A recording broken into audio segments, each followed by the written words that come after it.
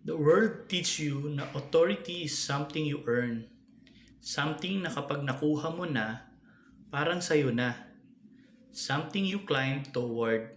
And once you arrive, feeling mo earned mo na rin and right na paglingkuran ka ng mga tao. Pero ang Bible almost completely opposite ang turo. Hindi authority na inaangkin mo. Authority na ipinagkatiwala sa'yo on loan. At darating ang araw na mananagot ka kung paano mo ito ginamit. Hindi authority na umaagos papunta sa'yo, kundi authority na umaagos through you, palabas toward the people you lead. This is a 9-part leadership system built entirely from Scripture, and I'm calling it leadership by design. Number 1, identity before authority. Genesis 1:27 says that humanity was created in the image of God. Before Adam was given a task, responsibility, or authority, God established who he was. Identity comes from function. The world's default, you are what you produce. Kailangan mong patunayan ang worth mo through performance. Kapag nawala ang position, title or job, maraming leaders nawawalan rin ang sense of identity because the position became the identity. Leadership by design, identity is given before performance. Hindi kailangan i-renegotiate ang worth mo every quarter. The world says, prove your worth, then you'll be secured. Scripture says, you are already secure. Now produce from that security. One creates anxious leaders who desperately hold on to their position. The other creates leaders who are free enough to take risks because their identity was never dependent on their position. Number 2, delegated, not owned authority. Genesis 1:28 and Psalms 24:1, God gave Adam dominion over creation. But Psalms 24:1 reminds us, the earth is the Lord's and the fullness thereof. So even though Adam was given authority, he never owned what he was leading. He was managing something that belonged to someone else. The world's default, my team, my company, I earned this position. This is my seat. Authority becomes property. Leadership by design, authority is stewardship, something entrusted to you, something on loan, and something you will eventually give an account for. Here's the strongest safeguard. An owner answers to himself. A steward always answers to the owner. Number 3, cultivate and guard. Genesis 2:15, God placed Adam in the garden to work it and to keep it. Two Hebrew words are important here. Avad, to work, serve, cultivate. Shamar, to keep, guard, protect. And notice, they were given together, not one after the other. At the same time, the world's default, some organizations are obsessed with growth. Grow, expand, produce more. But they forget to guard people, culture, quality, and values. Eventually, burnout, scandal, collapse. Others are so focused on protecting everything that they become buried in rules and bureaucracy. No growth, no innovation. Leadership by design, cultivate and guard. Growth and protection are not enemies. They are both part of leaders' responsibility. A leader who only builds is reckless. A leader who only protects becomes stagnant. Number 4, servant leadership. Mark 10:42-45 and John 13:1-17, James and John asked Jesus for the best seat in his kingdom. They wanted position, they wanted status. But Jesus completely redefined greatness. Whoever would be great among you must be your servant. Then he demonstrated it. the night before he died, Jesus, the Son of God, knelt down and washed his disciples' feet, the lowest task performed by the highest authority. The world's default: the higher you climb, the more people serve you. Status flows upward. Leadership by design, greatness flows downward. The world's leaders ask, "What do I get because I have this position?" The well-designed leader asks, "What can I give because God gave me this position?" Number 5. Shepherd leadership. Ezekiel 34, John 10:11-14. In Ezekiel 34, God strongly confronts Israel's leaders. Why? Because instead of feeding the flock, they fed themselves. The sheep became scattered, vulnerable, and unprotected. The world's default: leadership becomes extraction. What can I get from these people? The leader's comfort comes first. And when the wolves comes, when crisis comes, when things become difficult, the hired hand runs. Leadership by design, the shepherd's welfare is connected to the welfare of the flock.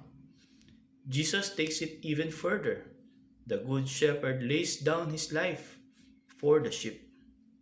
And here's the real test. You don't really see the difference between a good leader and a selfish leader during easy season. You see it when leadership becomes costly, when serving people costs you something. What do?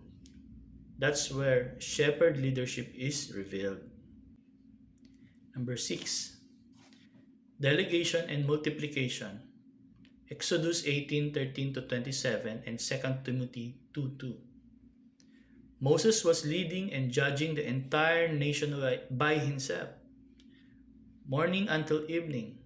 Then Jethro told him, "What you're doing is not good.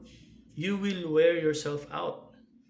The solution wasn't simply better time management. It was a leadership redesign. Authority was distributed, judges were appointed, leadership moved downward. The world's default: some leaders hoard authority. They don't want people becoming too capable because a capable successor can feel like a threat. Others delegate tasks but don't develop people. Leadership by design: develop people who can eventually lead without you. Paul said in 2 Timothy 2:2, "To entrust what we had learned to faithful people who could teach others also." That's multiplication. Leader, faithful people, other people, another generation.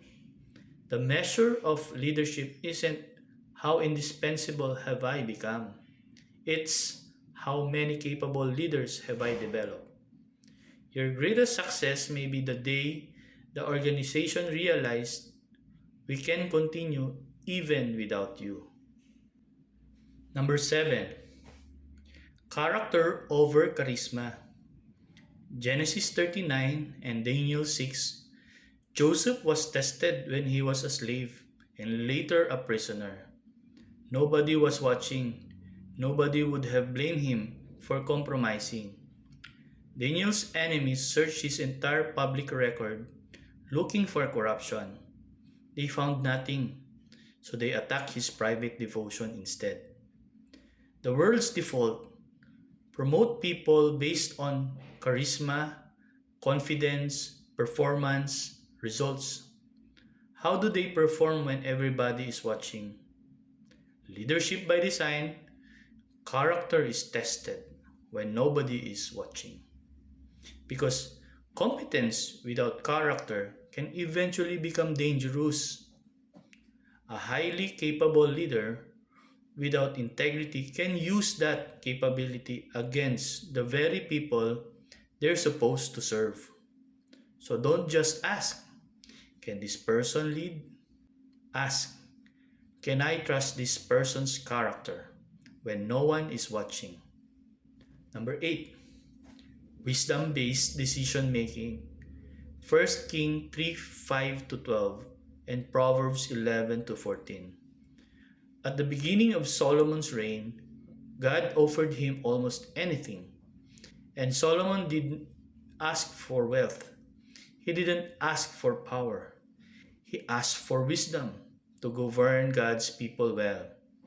The world's default, the highest ranking person makes the decision, or loudest person wins. And sometimes, disagreement is treated as disloyalty. Leadership by design, wisdom welcomes counsel.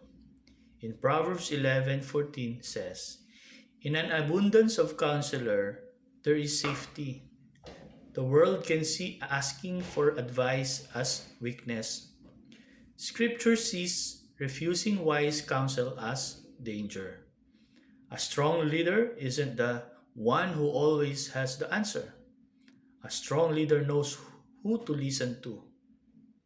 Number 9, covenant accountability. Nehemiah 1 to 13 successfully rebuilt the wall. Mission accomplished, but the story didn't end there. When he returned to Jerusalem, he discovered that the reforms had started to erode. So he confronted the problems and corrected them. The world's default, accountability, usually flows downward. Employees are accountable to managers, managers to executives. But sometimes, senior leaders feel accountable to no one. Leadership by design, accountability goes all the way to the top because authority without accountability eventually creates room for abuse. A leader must not only ask, "Did my people follow me?" The bigger question is, did I remain faithful to God while leading them? The big idea here is what's underneath all 9 principles. The world's leadership system often optimizes for the leader. Power, comfort, position, recognition, control. But leader by design takes authority and points it into 2 directions. Outward, toward the people you lead, and upward, toward accountability to God. The world's system isn't necessarily undisciplined. It has metrics. It has targets. It has completion. It has performance reviews. It has results. But here's what it can lack: a check on the leader that doesn't depend on the leader's own goodwill. And that's what Scripture brings into leadership. Authority is not something you simply own. It is something you steward. You don't lead because you're above people. You lead because you've been entrusted to serve them. That's leadership by design.